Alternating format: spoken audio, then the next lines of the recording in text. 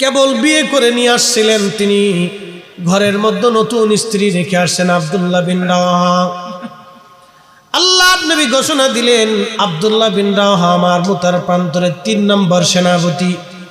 শহীদ হয়ে যাওয়ার পরে তোমরা আরেকজনকে সেনা প্রধান বানিয়ে যুদ্ধ করবা।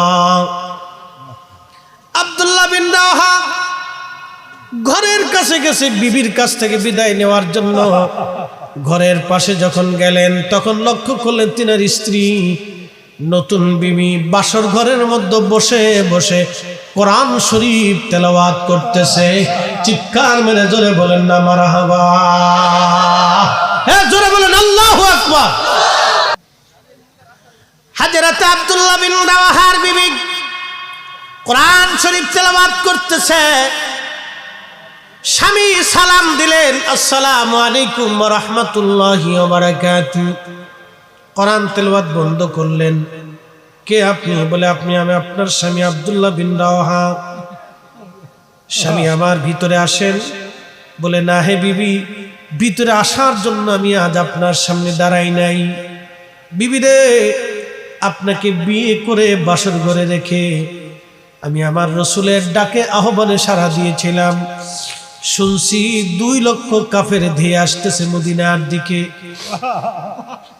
আল্লাহর নবী আমাদেরকে জিহাদের ময়দানে যাওয়ার জন্য নবীজি ঘোষণা দিয়েছেন। আমরা মাত্র 3000 সাহাবী দাঁড়ায় গেছি।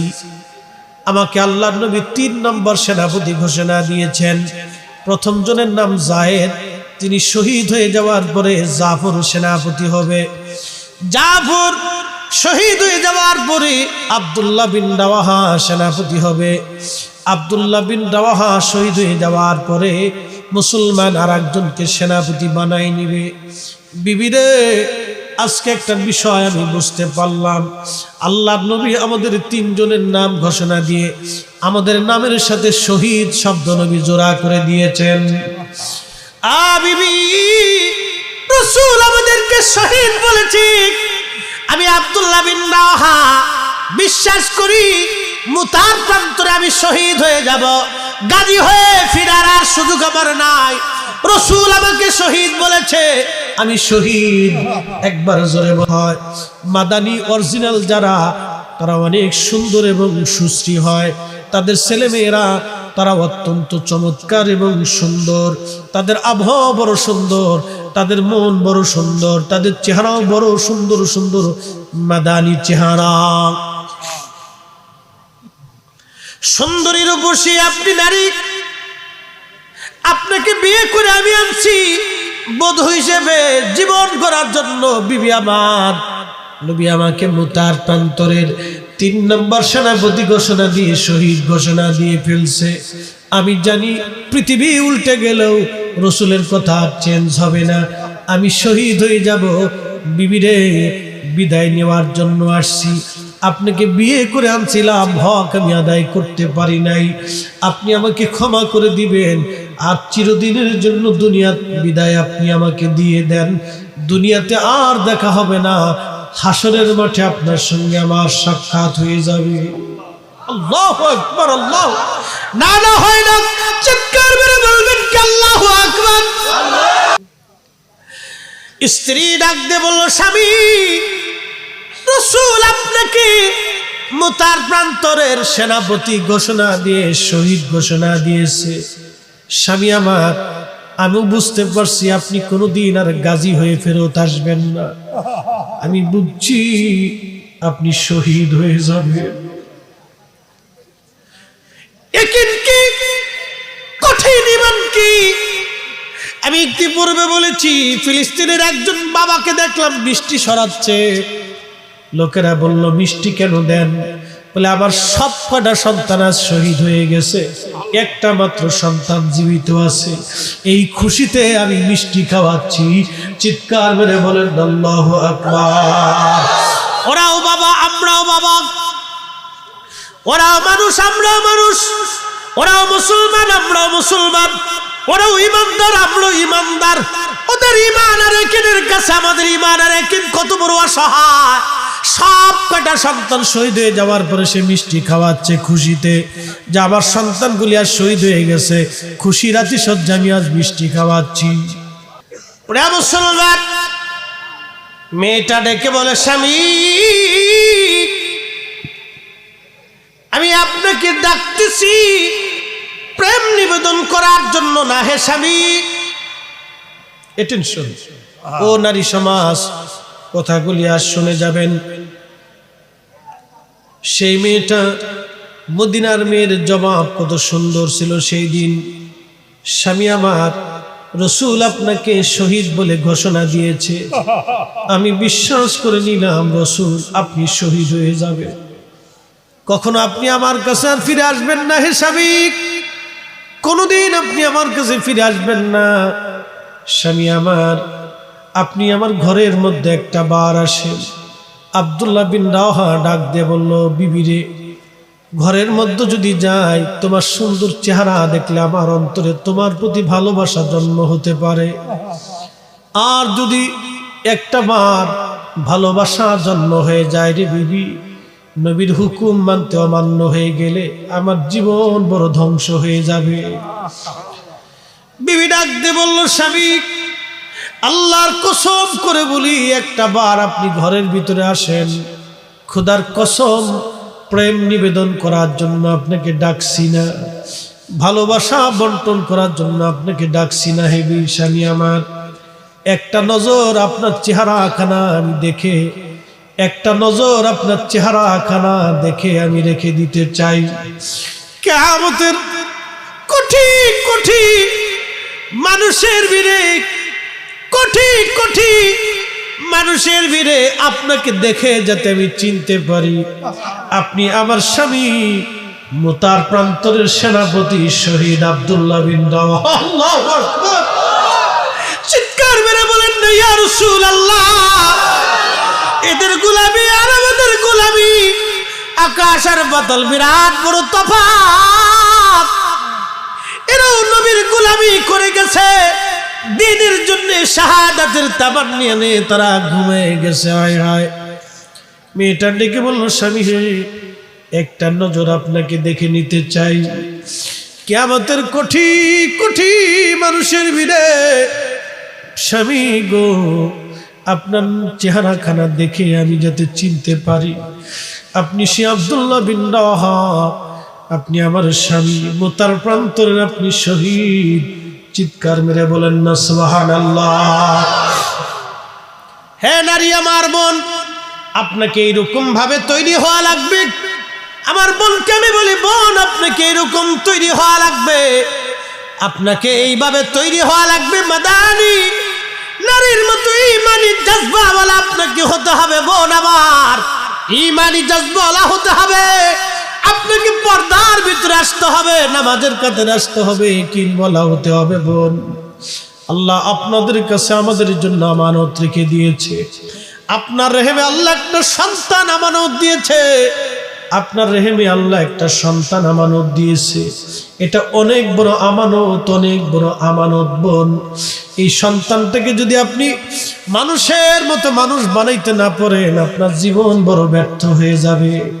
বোন আমার, আপনাকে বলছি এখনই ফিরে আসেন, আর না ফিরে আসেন ইসলামের পথে, ফিরে আসেন নবীর সুন্নাহের পথে, যেই পথে আম্মা জান খাদিজাতুল কুবরা ঘুমায় গেল, যেই পথে আম্মা জান আয়েশা সিদ্দিকা ঘুমাইলো, যেই পথে আম্মা জান উম্মে হাবিবা ঘুমাইলো, যেই পথে আম্মা জান সাউদা রাদিয়াল্লাহু আনহা ঘুমাইলো, যেই পথে জগৎ জননী ফাতিমাতুজ জাহরা ঘুমাইলো, যিনি জান্নাতের সমস্ত রমণীদের সর্দারিনী, দুজাহানের সর্দার, রহমতের নবীর বেটি। হায় হায় হায়! হযরত ফাতিমাতুজ জাহরা রাদিয়াল্লাহু আনহা, তার ঘরের মধ্যে কোনো আসবাব সামানা ছিল না রে বোন, সাজা গোজার মেকআপ করার কিছুই তার ঘরের মধ্যে ছিল না রে বোন। ক্ষুধার অভাব যখন আসতো, ফাতেমা যায় নামাজ বিছে নামাজে দাঁড়ায় যাইতে, দীর্ঘ সময় তিনি নামাজ পড়তে থাকতেন। হযরতে ফাতেমার আদত ছিল, হযরত ফাতেমার অভ্যাস ছিল, যখন অভাব আসতো ঘরের মধ্যে তখন তিনি যাই নামাজ বিছায়ে নামাজ পড়তে থাকতেন। পড়তে পড়তে পড়তে পড়তে ফাতেমার সারা রাত্রে বেলা নামাজ পড়ে কাটায় দিয়ে দিতেন। চিৎকার মেরে জোরে বলেন আল্লাহু আকবার। বোন আমার, আজকে আপনার ঘরে দামি খাট আছে, আপনি জানেন না ফাতেমার ঘরে কি খাট ছিল? একটা চৌকি, একটা কম্বল ছিল ফাতেমার ঘরে, সামানা তেমন কিছুই না, আর একটা বালিশ ফাতেমার খেজুর গাছের সুবলা দিয়ে বানানো।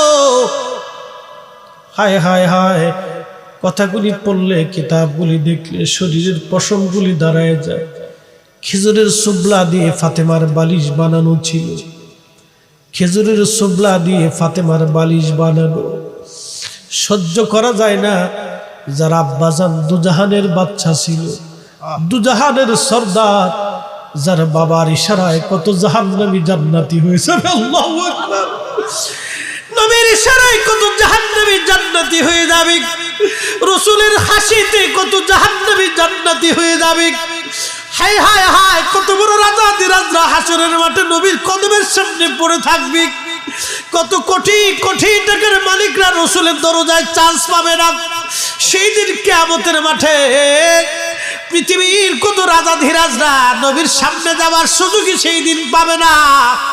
কিন্তু আশিকে রাসূলদের জায়গা নবীর কদমে হয়ে যাবে। দুনিয়ার চিত্র একরকম, হাসরের মাঠ হবে অন্যরকম। দুনিয়াতে যার অর্থ সম্পদ আছে, দুনিয়াতে যার ক্ষমতা আছে, দুনিয়াতে যার লোক লস্কর আছে, দুনিয়াতে যার ক্ষমতা আছে, ঐশ্বর্য আছে, সেই বড় পাওয়ারফুল। কিন্তু কিয়ামতের মাঠে তিনি সবচেয়ে বেশি পাওয়ারফুল। দুনিয়ার থেকে যার বেশি পরিমাণে সেজদা আছে, দুনিয়া থেকে যার চোখের পানি আছে, আল্লাহর ভয় আছে, নবীর গোলামি আছে, কিয়ামতের মাঠে সেই সবচেয়ে বেশি ধনী হয়ে যাবে। চিৎকার মেরে জোরে বলেন না সুবহানাল্লাহ।